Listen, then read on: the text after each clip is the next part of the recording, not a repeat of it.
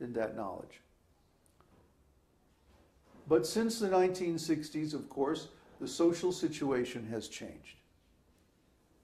Actually, we've become even more degraded, more materialistic, and farther away from Krishna.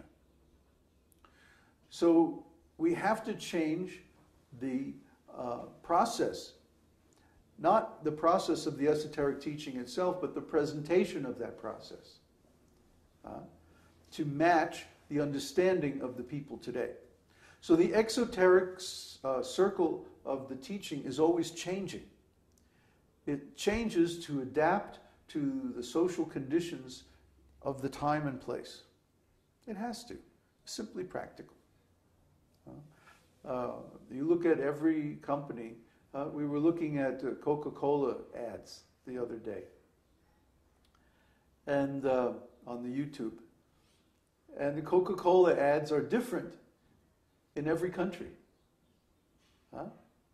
Like in the U.S., they had these rascals sitting down talking about suing Coca-Cola because they changed it. Coke Zero, or whatever it is. It has zero value now. Before it had a little value, Now it has zero. It always had zero. Well, yeah, but then people thought that it was nice. Anyway, Coca-Cola, of course, is full of nonsense things like caffeine and so on. So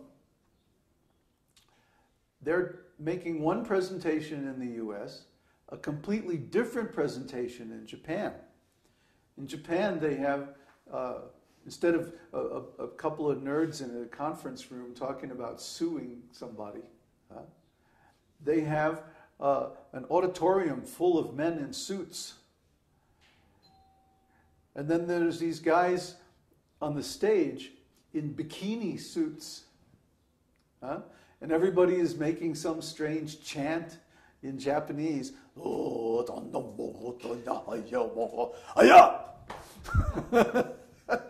that's the end of the ad. I couldn't figure out. And then the Chinese one. Oh, the Chinese, yeah, the Chinese ad, they shoot everybody at the end. This woman with a machine gun just shoots everyone. It's crazy, huh? And what was the one for Mexico and like that? It was like a number out of West Side Story with these kids in Queens, New York. Was it New York? Yeah, it was New York, in Queens with the elevated subway, and these kids are doing this dance, and they were supposed to be gangs, and they were, I mean, it's just a whole different presentation. Same product, same name. Different people. Zero value. But different, yeah, zero value. But the point is the presentation was different for each culture. And they had done very careful psychological analysis to present exactly right for the subconscious drives in that culture. Very, very exact analysis. The one from Italy, remember? Yeah. The guy goes crazy on the bus, and then he like jumps on top, and he's shouting, and all these people are following, and then the bus stops, and he goes flying into the water, and then Italians. So anyway, I guess the neighbors are having a parade. Maybe they're going to line up all the dogs. Every neighbor has a dog. What's that? Yeah. The drum kit. Someone's practicing drums. They practice. Yeah, I guess we got them going, so now they're playing drums. Hey, it's great. If the neighbor can practice the drums, then we can have kirtans. If everybody has dogs and they're all barking, then we can have kirtans. Yeah, nobody can complain. So that's good. So the structure of the esoteric teaching, at least on the outside, has to match or fit with or merge with the social and cultural situation in which we are preaching. So it has to adapt. And if it doesn't adapt, if it doesn't change, it becomes irrelevant. Our God brothers haven't changed their presentation of the esoteric teaching in 30 or 40 years.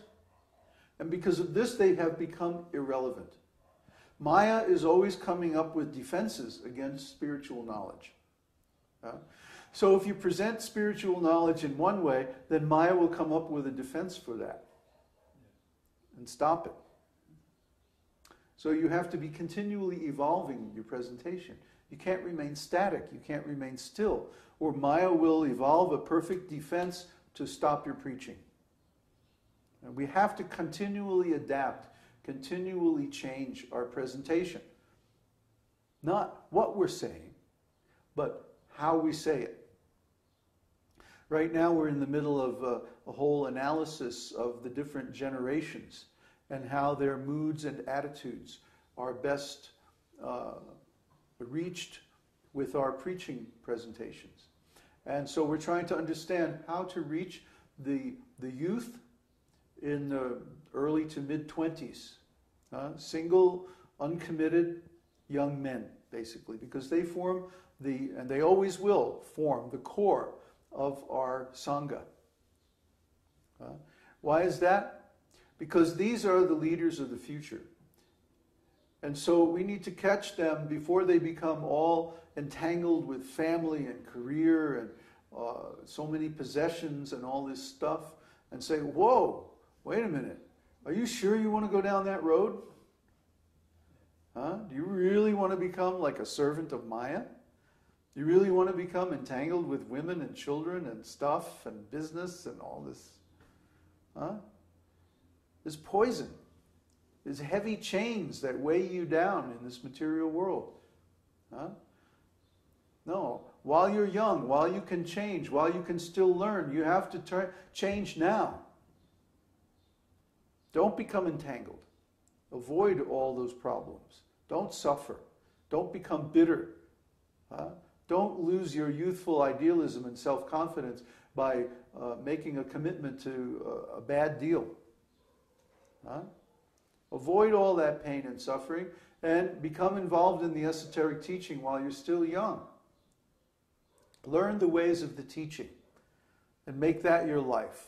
And you'll have a far more wonderful and pleasant experience than if you get involved with all this materialistic stuff. So this is our main recruitment effort.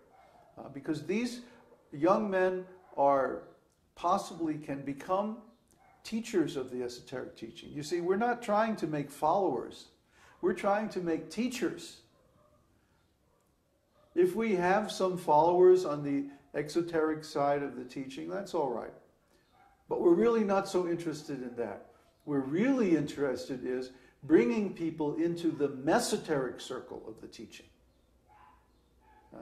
Now, what is the mesoteric circle? It's the circle that's in between the outside and the inside of this esoteric teaching. This is the area where one engages in transforming himself from a materialistic consciousness to spiritual consciousness. And so this is how we actually advance in spiritual life. Maybe next time we have the satsang in the back room where it's quiet. The dogs are having a party.